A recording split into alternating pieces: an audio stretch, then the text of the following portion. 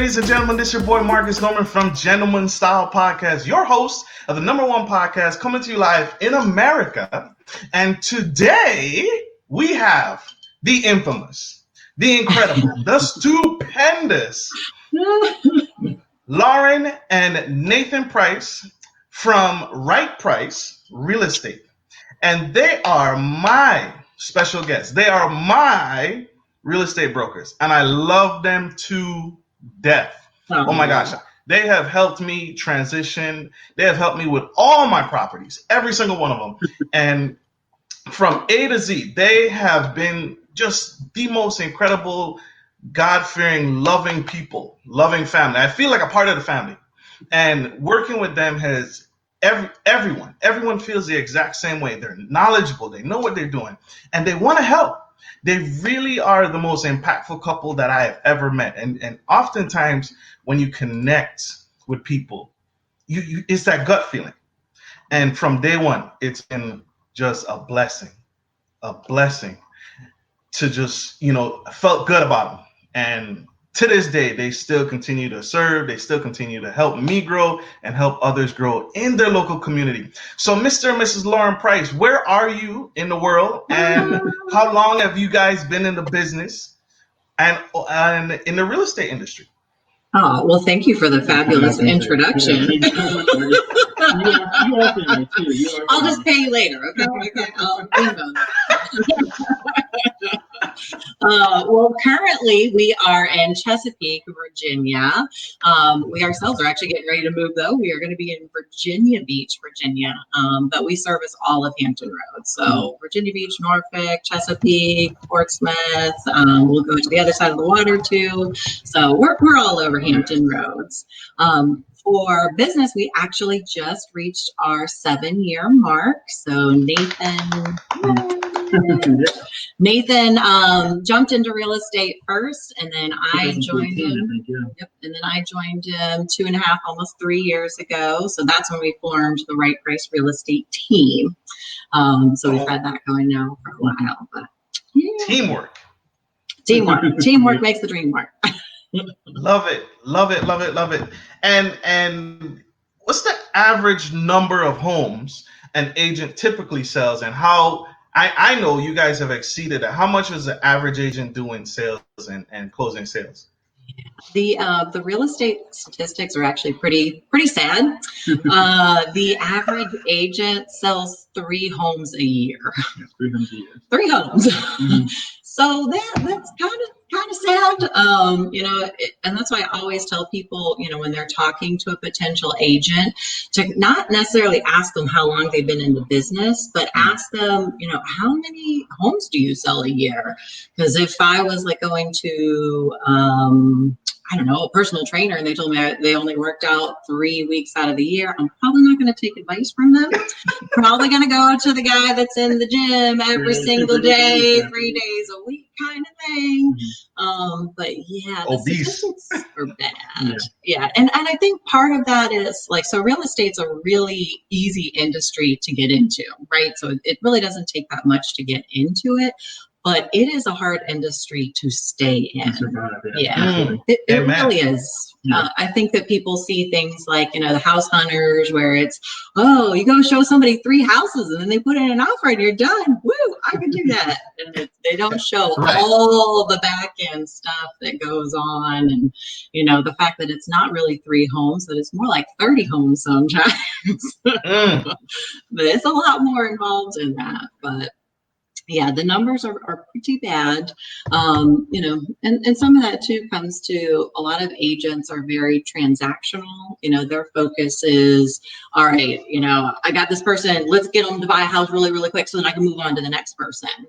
They don't take the time to build those relationships with people and to get to know them. It's just like they're a number. It's like, okay, you move on from one to the next, and they just don't build those relationships. They don't make them family like we've made with you. That's true. That is true. Yeah.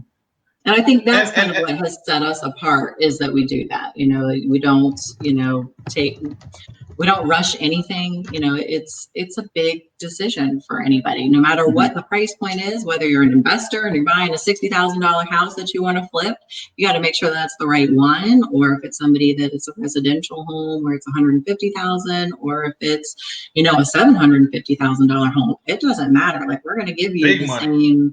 same attention. Well, I mean, but it doesn't matter. 150, it's all relative. I mean, that's all relative. You know, that person that only has 150 to spend, that could be the biggest deal of their life. They could be the only person in their family that's ever purchased a home, and they deserve just as much attention and nurturing as the person that's buying the big house. So, you know, vacation home, yeah. So I think for us, it doesn't matter. We want to make sure that everybody's, you know, happy and nurtured, and then, you know, they become our personal referral folks too. So. True.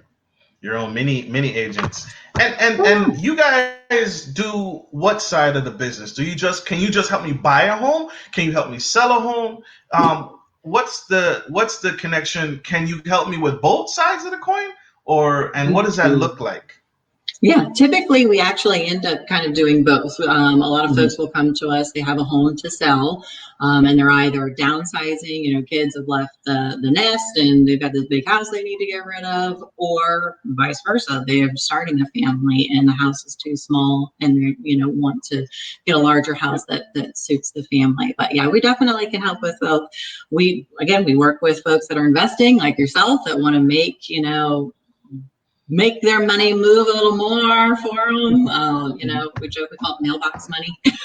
But everybody, I mean, it's good to have, you know, different streams of revenue. And real estate is one of those things that it always increases in value. You're never going to lose value in real estate. So if you want to make long-term wealth, absolutely invest in real estate. So we help folks like that. Definitely, if people are looking to sell, we help with that, whether it's houses, land, anything like that, or if you're looking to purchase. We do it all. I just saw Betty up there. Hi, Betty. Yeah, she said something on Facebook there. Miss Betty, she's supporting us. She loves you guys. Yes. And thank you, Betty. Thank you for joining us today with this dynamic team. We appreciate your support and your love. Absolutely. What are some of the costs? What are some big ticket costs that you see homeowners, specifically first time? It's my first time. What are some of the things that you typically see homeowners struggle with as far as cost wise that you try and help them get them ready for? Yeah, well, actually, so right now it's pretty awesome because the interest rates are at a record low. Yes. Literally a record low. We had a buyer today. She just closed on her house. Yay. She was a VA buyer that had a rate of 2.25%. 2.25%, right? What? Right? What? Free money. That's why I joke with her. I said, you just got free money to buy a house. I mean, I could not believe when we were looking at the closing disclosure what her monthly payment was. And it's because that interest rate was so low. So that is huge right now. You know, just like you're spending mind blown. It really is, because you're spending power, you know. So it's like, okay, if you've got an average of a $250,000 house, just a year ago, those rates were 5%, you know, 4 and 5%. Now with them being in 2.5%, 3%, that's a savings of close to $200 a month that can either go just in your pocket, you know, like where you just don't want to spend that much, and that is great. Or you can buy more house. You can increase your buying power to $300,000. So if you haven't found that house in the 250 range, you can go up and you're still staying in the same monthly payment. Like, absolutely. Wow. So that is awesome right now. I'm having a field day. All our buyers are so excited with that. I mean, just to get those pre-qual letters, and they're like, what, 3%, 2.75%? And they see how much more they can afford. I mean, it's been the best experience ever. And that's been going on for about 4 to 5 months. I mean, right around the time of all this COVID, the interest rates just started to drop. It's been great. It's been great, honestly, for buyers. Yeah, for sure. Definitely. So they're buying power has increased. In terms of overall cost, it really kind of just depends on what type of loan they have and how much money they want to bring to the table. You know, for a VA loan, you know, if you're a veteran or if you're active military, you have access to the VA loan, which you have 0% that you have to bring down. So you almost can buy a house for like $1,000, you know, because there are some other costs that are associated with it. But I mean, literally chump change. You know, you save for a couple of months, you can have $1,000 and boom, you can buy a house. Yep. Then if you go up to an FHA loan, then you're just looking at a little bit more down. So 3.5% to, you know, if you do a conventional loan, it can be 5%. So it just depends on, you know, what type of loan the person has and then also what price point they're going into. Other than that, the out-of-pocket costs really aren't that much. You have a home inspection, which is usually under $500. And then you have your appraisal fee, which is usually $500. So it's pretty minimal because right now the sellers are the ones that are also paying our commissions. So it's free to use a real estate agent, and that's all over the place. For a buyer, it is free, so you don't have to pay. So that's the greatest part is the sellers pay that. So you're literally just paying the cost that's going in to purchase your loan. Oh yeah. That's incredible. And that's really important to know because, you know, a lot of people don't even realize that there's other costs to coming into buying that first home. You know, it's like, and, you know, I always shared my story that, you know, I when I looked at the cost, when I first went into the ringer, you know, I tapped out. I got scared because I was like, oh man, it was like, well, you got to pay for this. You got to pay for this inspection. And then things didn't go well with the inspection. So we need another inspection. And, you know, that's true. Being aware and having those numbers up front help me. You all help me prepare me for that next step. And so it's always important to know that. That's why I always lead with that question. Do you guys, and one of the big tickets, one of the big power tools you all were also able to help me in is that you also were able to connect me with the right inspectors, with the right property managers, with the right financial institutions. Help me find my bank, right? Yeah. And you know, everybody thinks, well, I'm gonna just go to the bank that I bank, but I actually got a better rate with the connections and the partnerships that you had already out the gate. And so I always advocate go with a broker. Go with a broker because they have the experience, the knowledge. We have the arsenal, you know, to help you out. You know, a lot of us, we've been in this for, you know, a while. So it's always one of those things where we make connections and we work with people. You start working with people and you realize like who's a really good loan officer, who's a really good home inspector, and you start weeding out the bad ones. And so, you know, it just helps our clients out. We're able to give them the best of the best. It reflects greatly on us. We reflect greatly on the home inspectors and lenders as well. So, you know, it's just a win-win, you know, scenario right there. So yeah. It was powerful. You do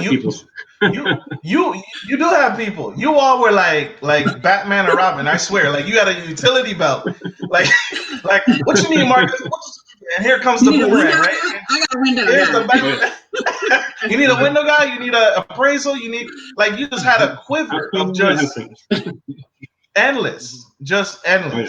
It was incredible, and that's truly why I love working with you guys, and why I always and everyone else loves working with you guys. You all are well known in the Hampton Roads area. What tools? One thing. Do you recommend? Does it help the process at all if I come with my own lender, my own pre-approval letter? Yeah, absolutely. I mean, everyone's free to use whoever you want. We just make recommendations. So, you know, like the case where, you know, you had the bank and obviously they give you, you know, a an amount and they give you, your interest rate, but you can go and shop those around. But yeah, absolutely. It doesn't matter who you use at the end of the day. We'll just recommend certain people, like Nathan said, that we know work hard for us. The worst thing you can possibly have is somebody that's slacking off and it's 2 days prior to closing and they don't even have all the documents and they have to delay closing. So you really want to make sure that you have a good loan officer, and that's, somebody that's their job. Sometimes the banks will get people that are just the worker bees. They're not really, they're hourly. They don't really care if your house closes or not. Or most of the loan officers, they want you to refer them. So they're going to bust their booties to get you to the closing table so that you're their walking billboard and so forth.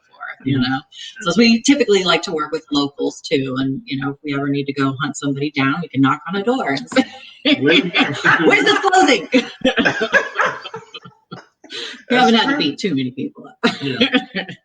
Not too many, but it's absolutely. A lot of people will come with at least a general pre-approval. I remember when we first went to, before we were agents and we bought our first house, we had all of that lined up first. I mean, we had read like 1,000 books and I was like, all right, I got my pre-approval letter. I know where I'm going, pretty much brought all that to the agent. And then she was still able to guide us from that point. And I think we did end up using a different lender and so forth. Yep. But yeah, it's good to get a pre-approval first, just so you have a general idea of what your budget is. Yeah. The one thing that I like to tell people though is not to focus too much on what the pre-approval letter is, like how much the bank is willing to give you. You want to focus on what you want your budget to be. Your expense that you're willing or that you want to pay. If you're everybody has that number in their mind. Yeah. What it is that they want to pay. They're comfortable. What they're comfortable with. So yeah, that's the number and that's where talking to a lender and say, hey, this is what I'm comfortable with. Yeah. They can run the numbers and they can actually say, okay, this is the price range that you need to stay in. Yeah. So yeah. Because if you do those lovely little lender or loan calculators online, they are not accurate. They're not accurate. No, you cannot buy a $400,000 house for a $1,000 mortgage. Yeah. It's not how that works. Even at a 0%. Like that's the one thing, like don't do the Zillow. People are like, well, Zillow said, like, well, Zillow lied. Said I was rich. The tax rate, the local city, and that kind of stuff. It's true. It doesn't account for that. It doesn't account for that at all. We have actually a question from Miss Betty. Is it okay if I field her question? Yeah, I'm gonna put it up on the big screen. And I'm going to put it up on big screen. I'm going to read it out so the audience can see it. So Miss Betty Lewis asked this great question. Do you prefer clients reach out to you before they are ready? I know they couldn't house shop first, but who should a buyer first find? Their real estate agent or mortgage lender, financier, mom and dad? Who should they go to first? I think is what she's got. I hope I touched on that question. Yeah, no, that's perfect. So I'll take this one here. So honestly, reaching out to a lender first is great. Reaching out to an agent like us is great too. Either one I think is perfect. It's definitely, if you come to us, like we have the contacts that we can direct you to. We deal with a lot of people that are not quite ready yet, or they just have that mind, just starts thinking. They start thinking about real estate. And so it's like, okay, I kind of want to be in a house by the time the lease is up in 6 months. That's a perfect time to come to us so that we can sit down, we can evaluate, your situation. We can get you in front of a lender, find out where you stand, work on your monthly stuff. And if there are things that need to be taken care of or addressed, you have plenty of time to do that. So, by the time, your lease is up, boom, we can get into, the house that you want. So I think it's great as early as you can.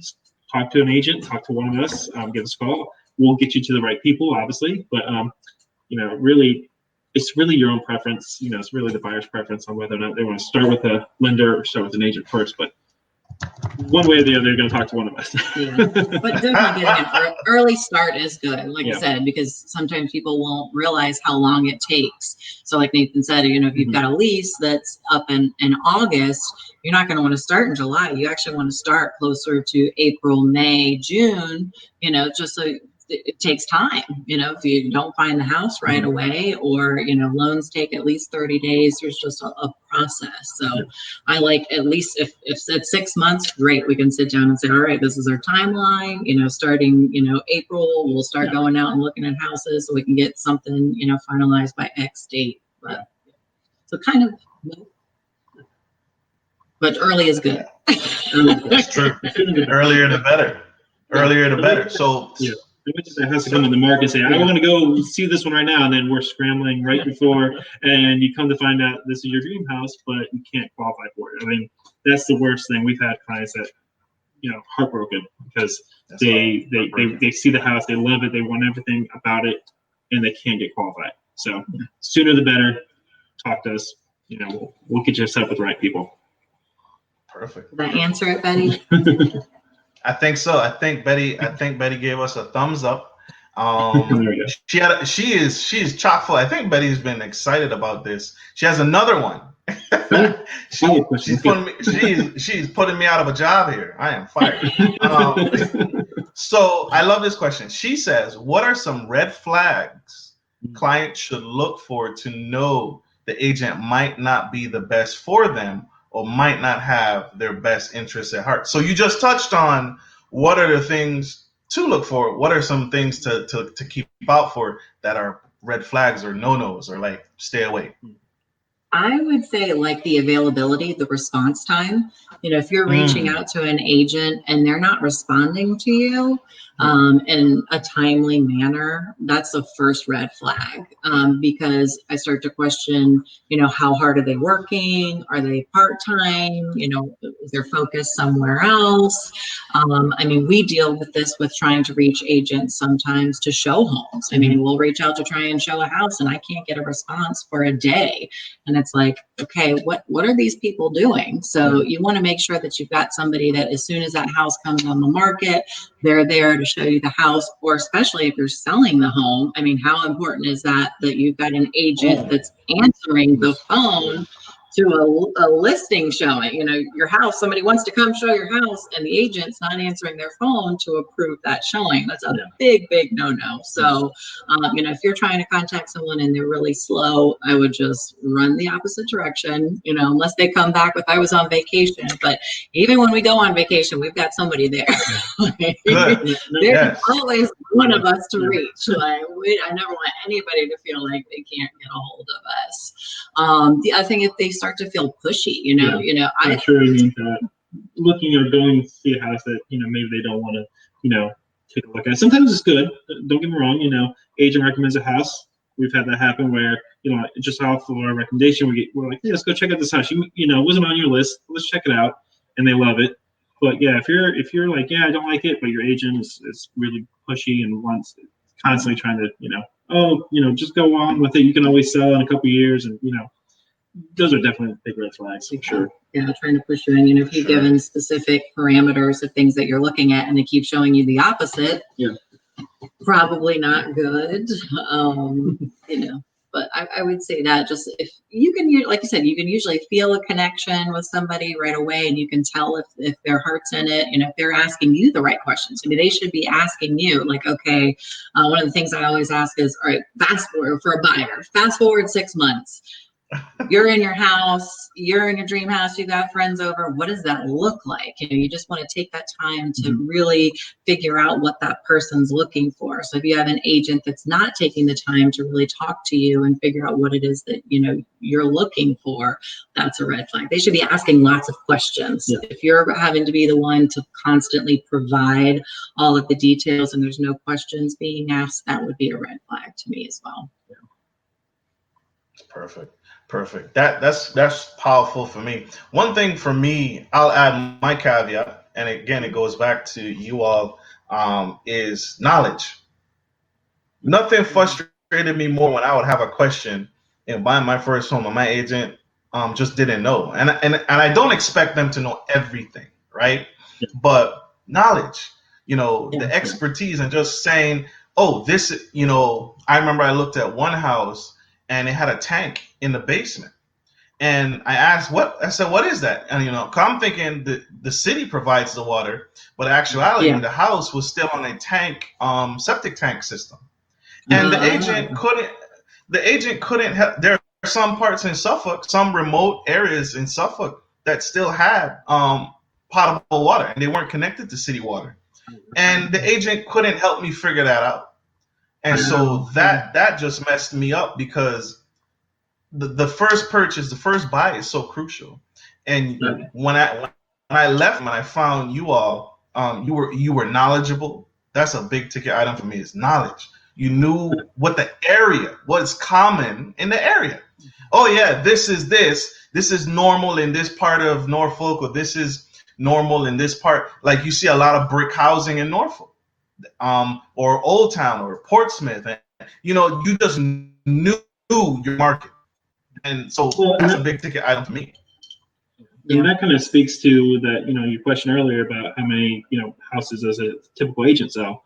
When you have an agent that sells 3 houses a year, they're not going to know the market. They're not going to know, all the stuff in the surrounding area, like somebody like us, doing 3 a month, 3 plus a month. That just that's where you get a lot of your experience from.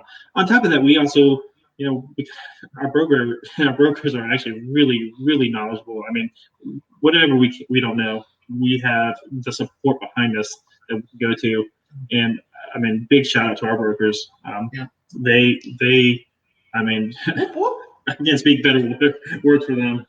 Crazy things happen in real estate, and it helps when people share those experiences. So when you're with a broker that shares those, like, hey, by the way, this is what happened last week to so-and-so, and everyone's like, didn't even know that could happen. But then for the next time when something like that happens, you're like, I know the answer. This crazy thing has happened before. But yeah, I mean, in real estate, crazy things can happen. Literally crazy. Deals are exactly the same. So there's always something new. Every deal, something new happens. Yep.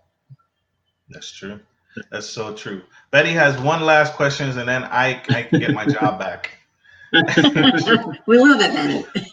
We love it. What is the most common myth people believe about buying a home? Ooh. Well, probably.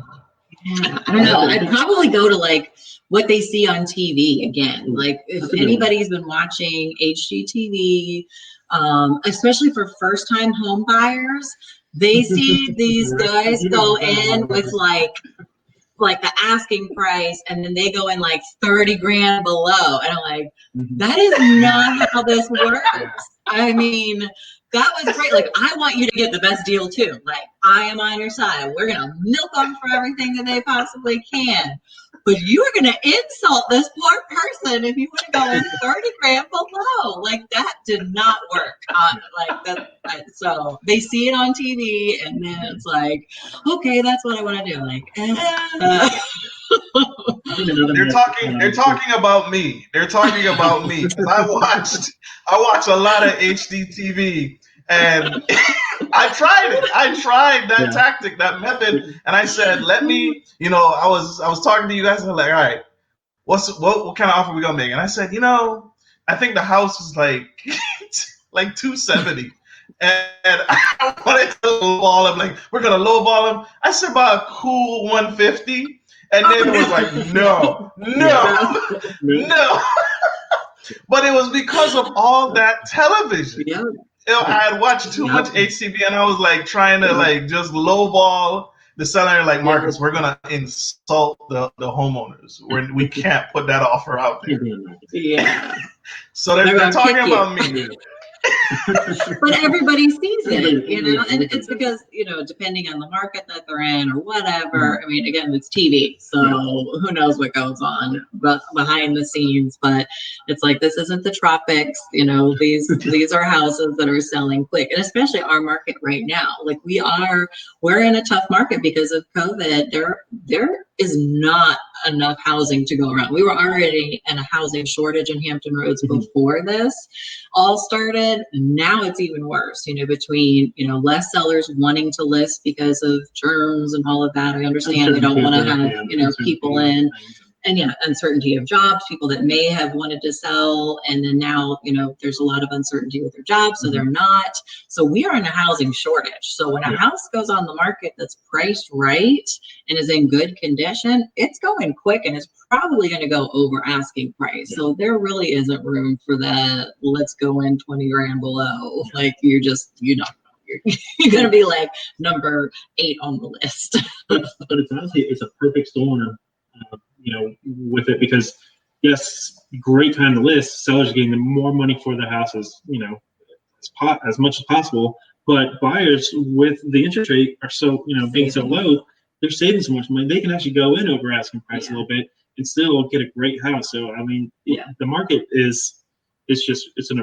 just in a really good, good time right now. If the interest rates weren't as low as they were, it probably wouldn't be as good for buyers. But because they are so low, it really is. I mean, we just bought a house. It just makes sense. It makes sense to buy. It does. We're buying a house. It's good. Yeah. It's funny because about this time last year, we had a lot of agent friends selling and buying, and we're like, it's a good time to buy and sell, or sell and buy. When you see all of your real estate agent friends buying and selling a house too. So. Doing the same thing. Mm-hmm. Oh yeah. And so when you say there's a shortage, there's a shortage. There's not a shortage of there's a shortage of houses available for sale. Yes, for sale and being built. So new construction, it can't keep up either.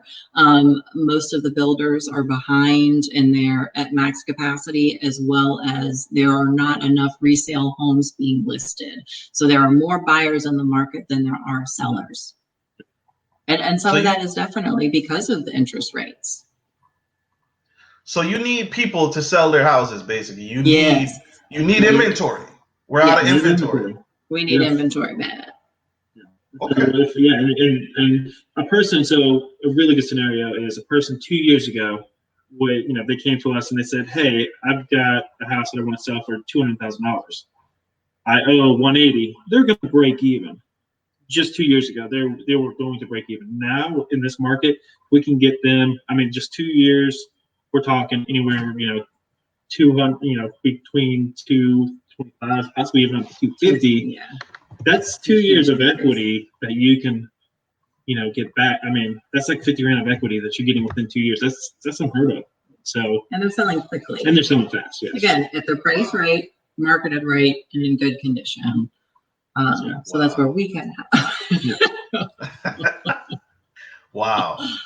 What's if I buy a house? Tell me this. If I buy a house right now and say there's like a hidden chest or a hidden vault or a hidden, the old school television show where they got the painting with the eyes moving, and behind the painting is like a vault where the combination safe is.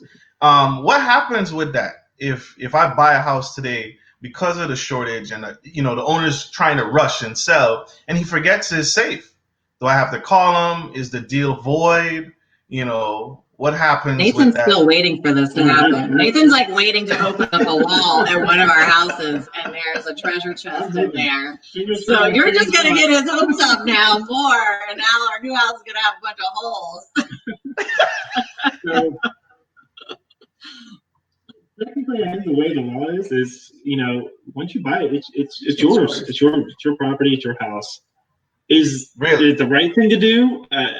That's a whole other story. Is it a moral obligation to hunt down the previous owners and see if they forgot something? I don't know how hard you hunt them down or try and search. Newspaper ad.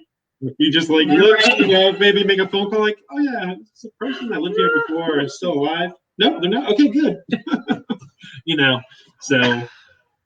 Yeah, technically, the way real estate is, anything that's in your lot directly underneath you. So say, all the way down to the core of the earth is yours. Any mineral rights technically yours. Anything all the way up to the sky is yours. That's the way. To the sky. Wow. Technically, well, you say that. Other than your airspace. Your airspace, obviously, but technically, the way real estate.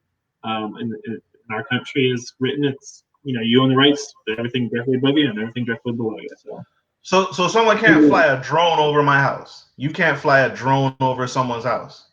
I don't think you're supposed to. That's why they're trying to make drones, FHA or FAA regulated and that kind of stuff. You actually do have to get permission too. I know for real estate, if we're doing aerial photos in certain areas, they do have to get permission to fly the drones. Wow. Yeah. Can you all walk me through the steps of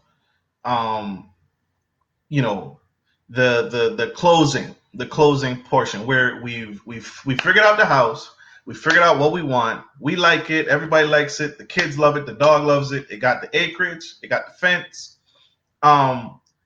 When can I start buying furniture? Can I buy a new car? Can I get a loan? Can I can I start furnishing my house and buying stuff, refinancing this so I can put stuff on credit to get ready for the house? What? Help me out. We are about 2 weeks from closing. None. None. You can't do anything with your money until you close. Yeah. So the best thing to do is suggest literally just gas and food and your normal bills, whatever. That's the only thing you really want to do. And I would honestly do that, even a couple weeks before you start, before you make the offer on the house. Like, hey, underwriter, lender, they're going to look at your finances for, well, in our case, being 1099s, 2 years. They look at everything with a fine tooth comb. So, you want to make sure that you can have every dollar accounted for.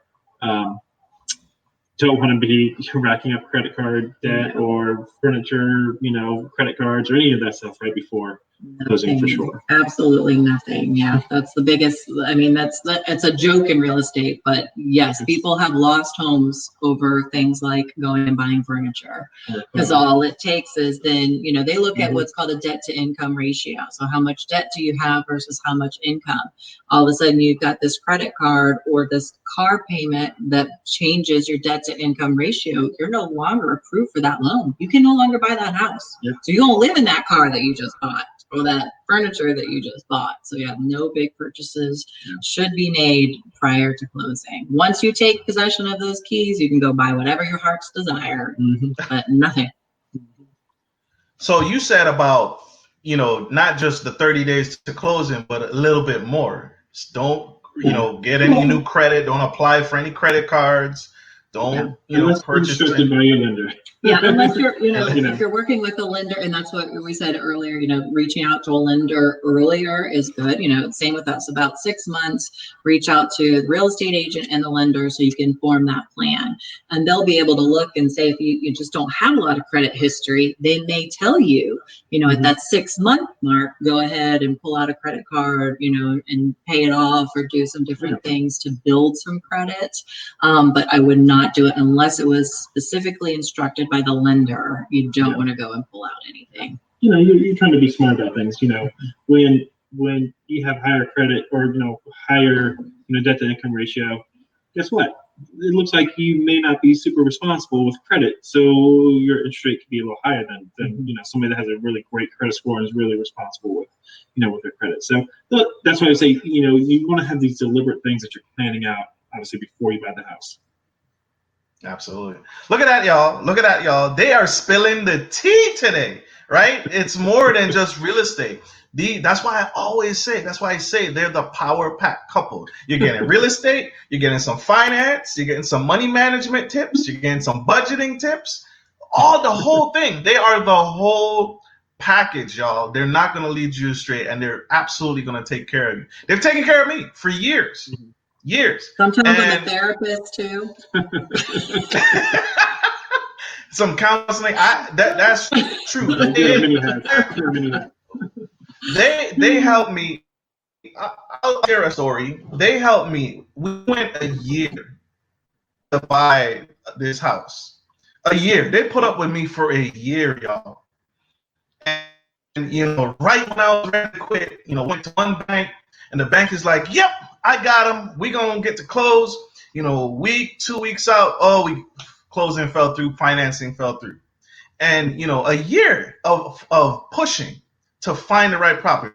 This property, we looked at one property. It had a tree growing out of the garage.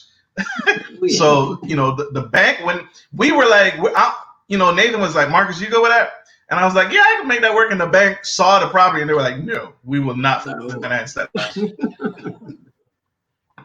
So a year of just pushing. And I remember, I'll never forget it. I think I still have the text message, but one day I was getting up and I was just feeling so defeated. And they texted me and they were like, "You got one more in you?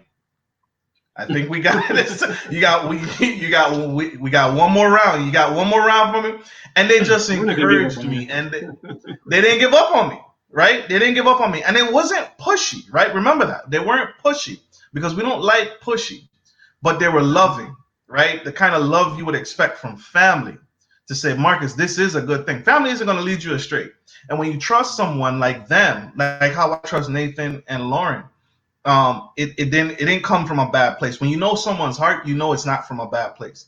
It comes from the heart. And they were genuine, like, Marcus, we're close.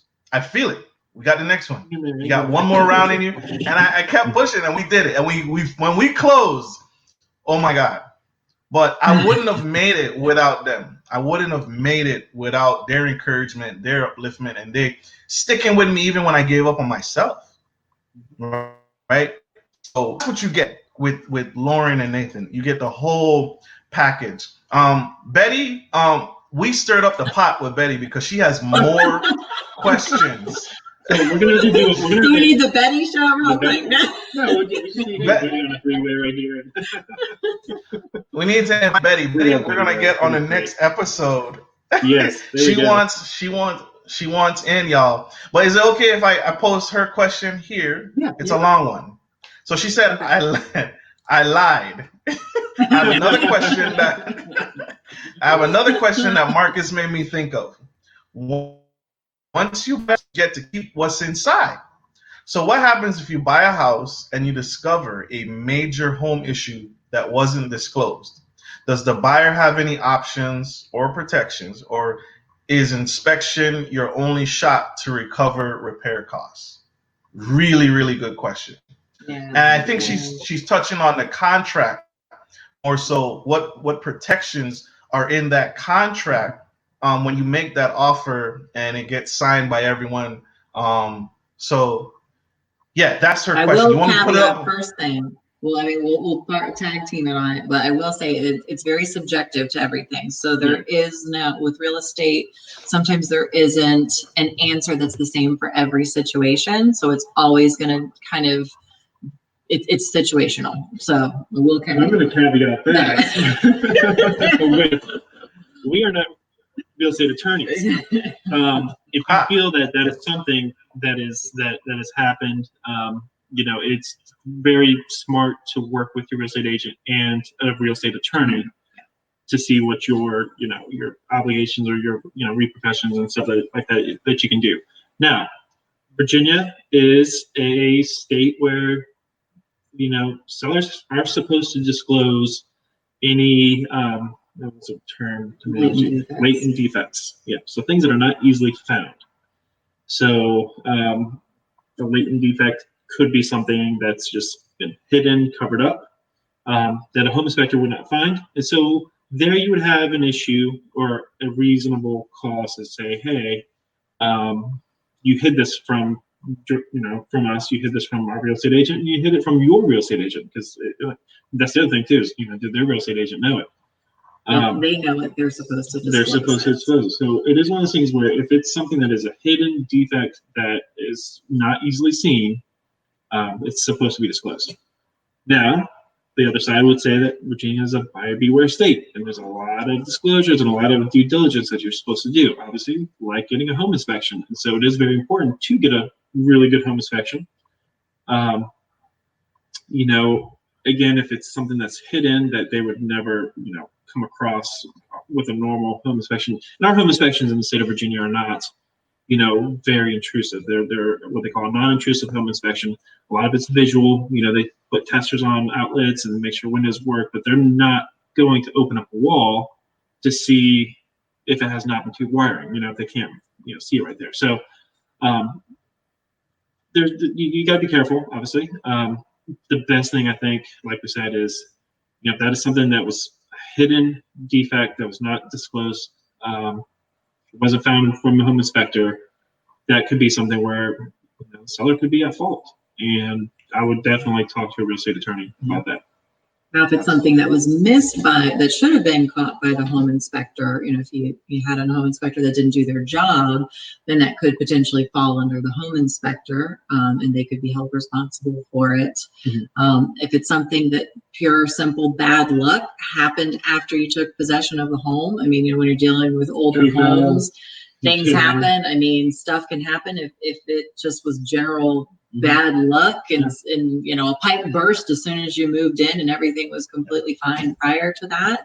Unfortunately, you own the home now, so it's just very depending on the situation.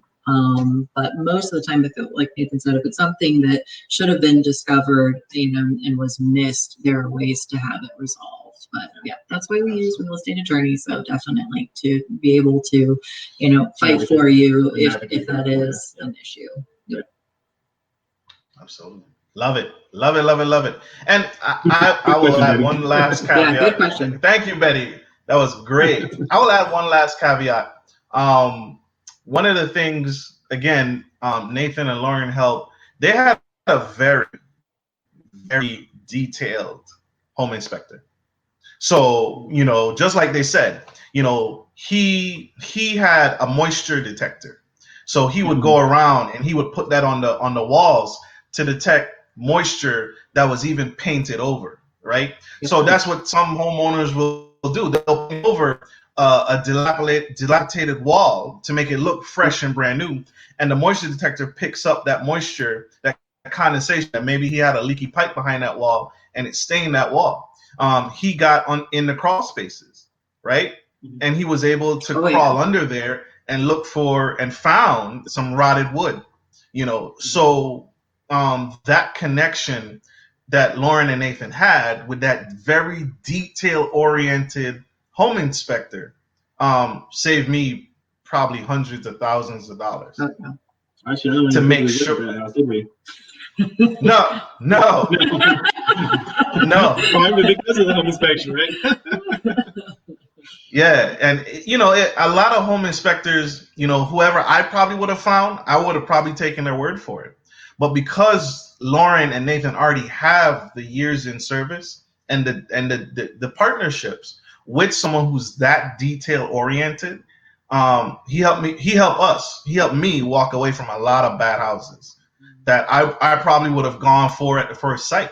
Oh yeah, it's perfect. No, it's not perfect. The home I live in now, it had 22 dead electrical outlets out of 30. So there are 30 electrical outlets. And I still remember there are 30 electrical outlets in my home. 22 of them were electrically dead. That's your previous agent, right? Yeah. Right. Yeah. Right. So, but that's huge. And also having a home warranty, we negotiate and ask for a warranty. So that's also a protection as well to buffer that they helped me that I didn't know about. Nathan's like, we can ask for a home warranty. And we did, and we got it. So great. I'm gonna thank you, Betty. I hope that was some great questions there, better than what I ever could have asked. No. What do you guys think? I'm gonna have to get her on the show. What 3 books would you recommend to your friends, family, clients? What 3 books are your favorite? Really kind of speak to you. So one that I have read multiple times and listened to, even have it on the audiobook. I love it. It may be more towards women. I don't know. I guess I haven't thought about it. It's written by a woman, but it's not necessarily for women. But just the way she talks is more to women. Jen Sincero, and it's "You Are a Badass." And it's an awesome book. Yes. Yeah, it's a fun, easy read, but it's just motivational and it's just what you need to hear sometimes. And if you are a badass, you can do this. Like, get you focused on the right things, the positive things. Just kind of always puts me back into check on stuff. And I've recommended that to tons of people. Love it. Another one, if you are, a business owner and you want to focus more on like a referral type business, similar to what we have, we rely on, our friends and our family and our past clients to refer us. We don't do any marketing. We don't have to. We don't have to be chasing, Zillow leads like all these other agents are constantly circling around, just chasing. We don't do that because we have people that just call us, which is the best feeling in the world, by the way, when you get a call of somebody that's like, hey, so-and-so told me, you guys are great. We can't wait to work with you. It's like the heavens open up. It just means so much to me. But if you want to focus on that type of business, I like the 7 levels of communication. It's Michael Maher, I think Mahr. That's another great one. Easy read again. Like, I like easy things sometimes. I've got the in-depth ones, but sometimes it's nice to just open up something or listen to it, and it's a nice, easy read. What do you have? So one that's really influenced me, and it's an easy. I'm not gonna say read because I tend to do a lot of audiobooks. We're in the car a lot. We're in the car a lot. It's good to have. But the one I like is it's actually a classic. I think it's been around for years. It's the How to Win Friends and Influence People. Love that book. It's a really good book. Yeah, was it Dale Carnegie? I think. Yeah. Yes. Yes. Great book. A lot of stuff that he says on there it just resonates with me. And it's just maybe my personality type where I'm just naturally want to compliment people, want to see them do good and see them succeed and just bring out the best in other people. So that's one of my favorites right there. Great books. I've read one of those books, so I must read How to Be a Badass. I gotta check that out. I think I have to read that one myself. Really good. So, who are your heroes and why? Bum, bum, bum.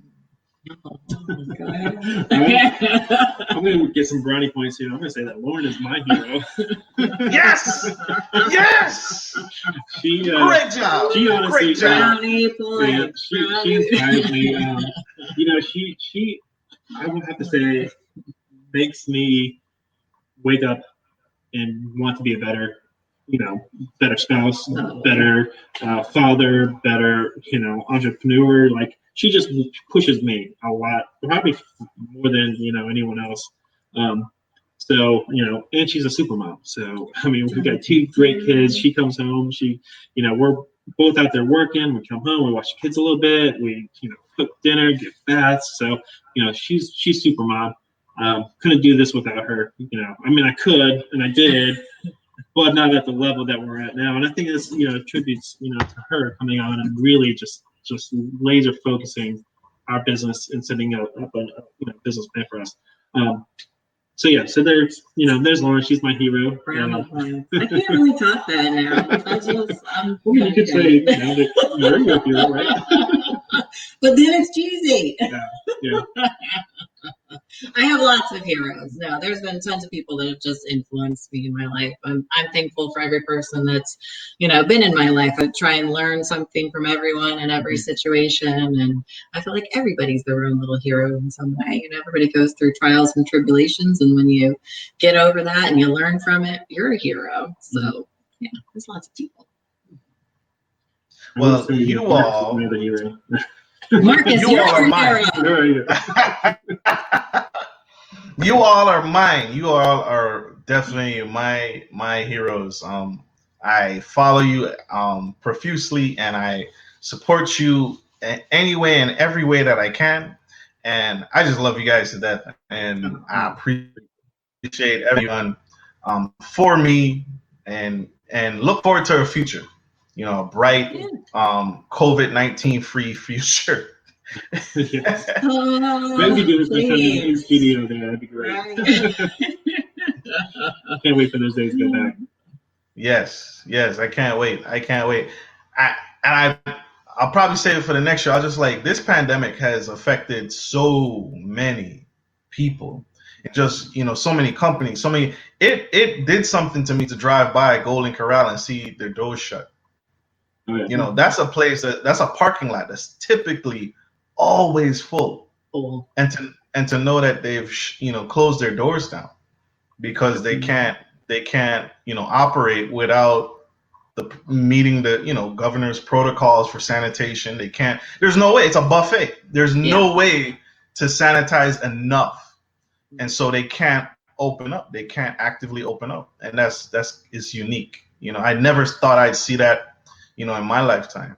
Weddings too. I feel so bad for so many people Oh, and their man. weddings scheduled, and they just want to get married and they can't even do that. Right. A lot of lives impacted. Very true. So how can my audience, after we connect on here, they can obviously reach me and I'll plug them into you, but how can my audience get in contact with you for further questions, buying and selling their home, wanting to connect with you and pick your brain some more so they can get ready those 6 months prior to get ready to close on that first property? How can they connect? I would say the best one is to reach us by email or phone. So we are terrible at marketing. So our website is like a continual work in progress because we just don't have time to do that. So don't go to our website right now. It needs some love. So Facebook is a great one. You can find us, the Right Price Real Estate Team, phone number and email. So email is rightpricere@gmail.com. And then telephone number 757-636-1963. And you can also my phone number, if for any reason she's busy, which she does happen to be every now and then. My phone number is 757-621-2445. But we're that's how we roll. Come directly to us. Come we'll directly give you to our us. phone number. Text us, call us. Send us an email. We'll always reach out to you. Yep, absolutely. All right, y'all. So that's Right Price Real Estate, Right Price RE@gmail.com. Mm-hmm. And then this is Mr. Nathan's phone number. And I didn't catch Miss Lauren. How can our audience connect with you, Miss Lauren? It's 636 or 757. Sorry, 757-636-1963. Bear with me, y'all. I am a pecker when it comes to typing numbers, so I have to peck my numbers. You're good. So that's Miss Lauren's number right there. Please reach out to them. Again, if you have further questions, want to dig deeper, dive deeper, and just kind of pick their brain on what to do and how to go about it. This is the time. You heard it first and foremost. Interest rates are incredible right now, and they are low on inventory. So people have been closing above their markets. People have been waiting closing buyers for you.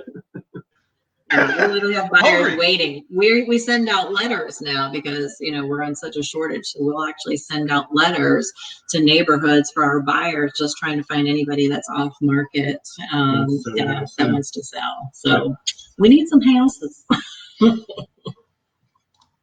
Absolutely. So, ladies and gentlemen, that is all we have for today. We want to thank you on behalf of Marcus Norman Gentleman Style Podcast and the Right Price Real Estate Team, Lauren and Nathan Price.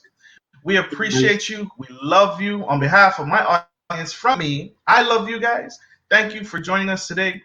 And so, ladies and gentlemen, like always, gentlemen, take care of your families, take care of your homes, and take care of business. This is Marcus Norman and Lauren and Nathan Price signing off. Love you. Bye. Have a great and wonderful day.